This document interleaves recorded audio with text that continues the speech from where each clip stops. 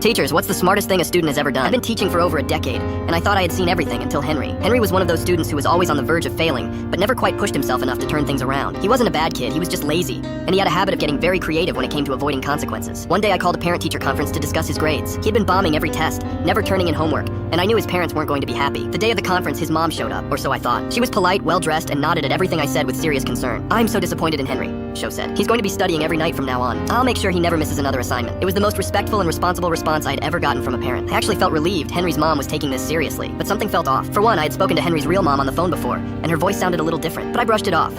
Maybe she just sounded different in person. At the end of the conference, Mom shook my hand, promised me she would make sure he changes. I felt good about the meeting. Henry was finally going to turn things around, until the next morning. The school secretary called me into the office saying Henry's real mom was on the phone. I picked up, expecting her to thank me for the meeting yesterday. Instead I heard, "What meeting?" My stomach dropped. I explained that we had met yesterday, and Henry's mom immediately lost it. I didn't go to any meeting. Who was there? That's when everything clicked. Henry had hired someone to pretend to be his mom.